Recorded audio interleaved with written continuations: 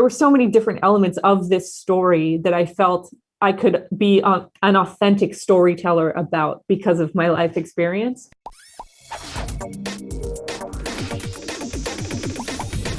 Hi, so I'm Carla from Cineworld Cinemas here in the UK. We can't wait to bring this film to the big screen in the UK for you guys. They say my mother was one of the greatest to ever rise. Stay wild, mi querida Fortuna. And even though she's been gone since I was a baby,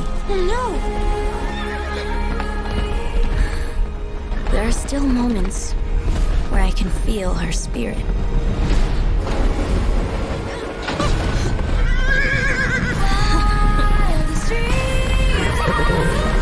First things first is, how did you first get involved with this film and with this production in the first place?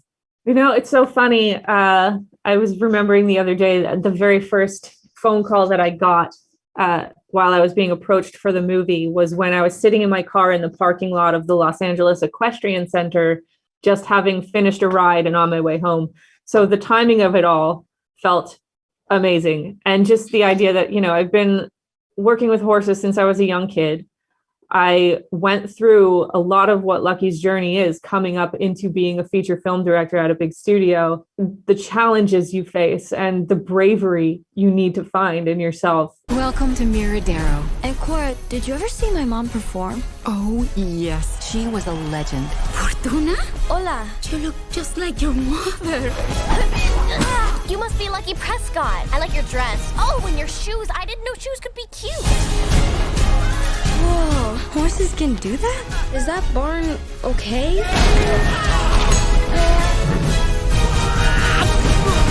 There were so many different elements of this story that I felt I could be an authentic storyteller about because of my life experience. And I was in right away. This horse got a lot of spirit. You do have a lot of spirit. Easy, boy. Let's go, girl. Good thing her name's Lucky. Well, is her middle name Irony? Jump! I just rode a horse. Around here, we call that hanging on for dear life. And you mentioned just now that you have some experience with horses, and I actually read that you took some of the crew to meet some horses sort of at the beginning of the production.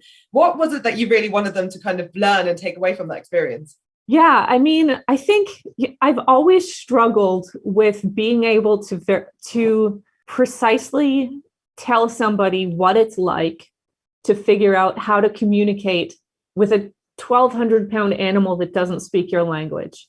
There's something terrifying and exhilarating and so rewarding about it that you can't tell someone about it. You have to experience it to fully understand what that's like. And for me, it was so important that the artists and the animators on our crew understood inside exactly what that is like, because we needed to tell an authentic and emotional story.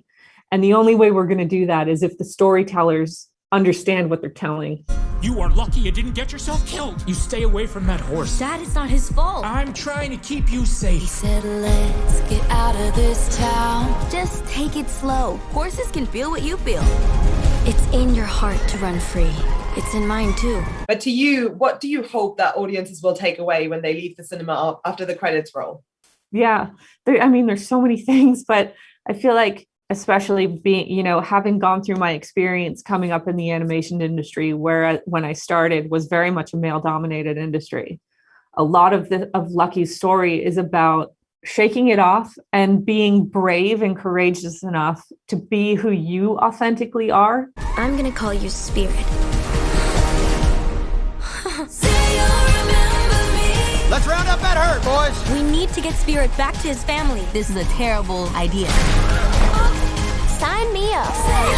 In order to get to understand what you're capable of in the future. And just trusting your instinct and relying on the support of your friends and your family to help you get there. You're not on your own.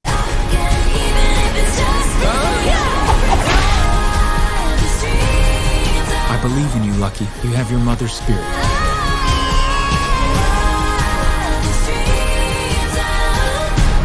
Stay wild, mi querida Fortuna. Trust me.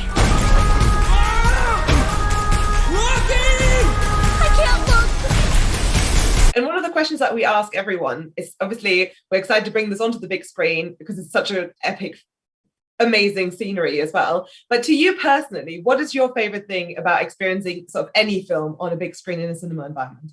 Oh, it's just, the idea of sitting in that theater chair, the lights go down, the curtains open, and the screen is so big and it lights up. And, it was a big goal of ours on this film too, that once that movie starts, you feel like you're in that world because it's just around you. It draws you in and it's wrapped around you and you're in that story. When you're in the theater, you're there in that movie. And that's what I miss. And I'm so excited that, hopefully we've built an environment in this film that will give that to people when we've all been sitting in our living rooms wishing for adventure ourselves for the last year.